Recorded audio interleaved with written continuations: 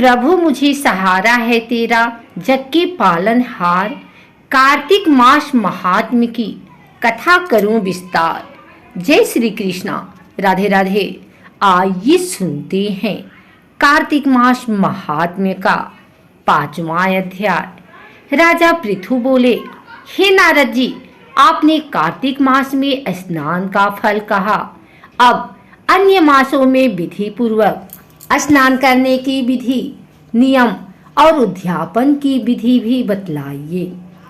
देवर्षि नारद ने कहा, हे राजन, आप भगवान विष्णु के अंश से उत्पन्न हुए हैं, अतः यह बात आपको ज्ञात ही है। फिर भी आपको यथाचित विधान बतलाता हूँ। अश्विन माह में शुक्ल पक्ष की एकादशी से कार्तिक के व्रत करने चाहिए। ब्रह्म मुहूर्त में उठकर जल का पात्र लेकर गांव से बाहर पूर्व अथवा उत्तर दिशा में जाना चाहिए। उसके बाद जो मनुष्य मुख शुद्धि नहीं करता, उसे किसी भी मंत्र का फल प्राप्त नहीं होता है। अतः दांत और जीभ को पूर्ण रूप से शुद्ध करना चाहिए और निम्नलिखित मंत्र का उच्चारण करते हुए दातुन तोड़नी चाहिए। हे वनस्पते, आप मुझे आयु, कीर्ति, तेज, प्रज्ञा, पशु, संपत्ति, महाज्ञान, बुद्धि और विद्या प्रदान करो। इस प्रकार उच्चारण करके वृक्ष से 12 अंगुल की दातुन ले। दूध वाले वृक्षों से दातुन नहीं लेनी चाहिए। इसी प्रकार कपास, कांटेदार वृक्ष तथा जले हुए वृक्ष से भी दातुन लेना मना है, जिससे उत्तम गंध आती हो और जिसकी टहनी कोमल हो। ऐसे ही वृक्ष से दंत धावन ग्रहण करना चाहिए।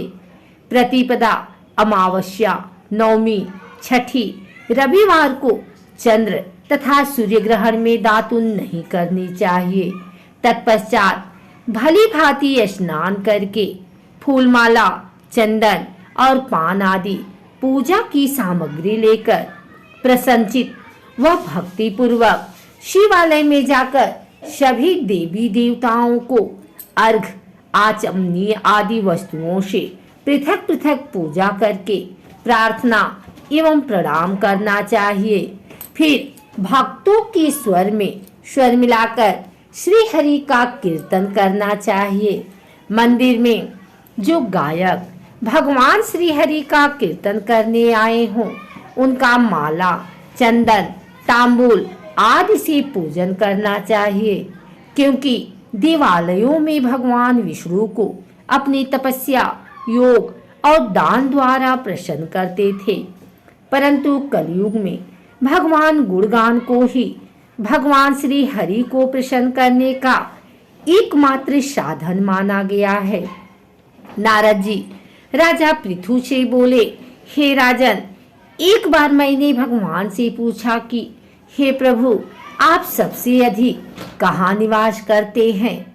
इसका उत्तर देते हुए भगवान ने कहा, हे नारद, मैं वैकुंठ या योगियों के हृदय में ही निवास नहीं करता, अपितु जहाँ मेरे भक्त मेरा कीर्तन करते हैं, मैं कहाँ अवश्य निवास करता हूँ। जो मनुष्य चंदन, माला आदि से मेरे भक्तों का पूजन करते हैं, उनसे मेरी ऐसी प्रीति होती है जैसे कि मेरे पूजन से भी नहीं हो सकती। नारद जी ने फिर कहा, शिरीष, धतूरा, गिरजा, चमेली, केसर, कंदार और कटहल के फूलों व चावलों से भगवान विष्णु की पूजा नहीं करनी चाहिए। अड़हुल, कंद, गिरीश, जूही, मालती और केवड़ा के पुष्पों से भगवान शंकर की पूजा नहीं करनी चाहिए। जिन देवताओं की पूजा में जो फूल निर्दिष्ट है, उन्हीं से उनका पूजन करना चाहिए।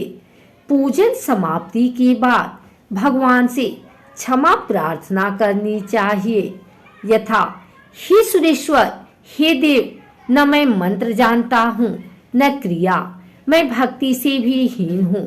मैंने जो कुछ भी आपकी पूजा की है, उसे पूरा करें। ऐसी प्रार्थना करने के पश्चात साष्टांग प्रणाम करके भगवत कीर्तन करना चाहिए, श्री हरि की कथा सुननी चाहिए और प्रसाद ग्रहण करना चाहिए। जो मनुष्य उपरोक्त विधि के अनुसार कार्तिक व्रत का अनुष्ठान करते हैं वह जगत के सभी सुखों को भोगते हुए अंत में मुक्ति को प्राप्त करते हैं। अगर आपको हमारी वीडियो अच्छी लगी हो तो इसे लाइक करें, कमेंट करें, शेयर करें।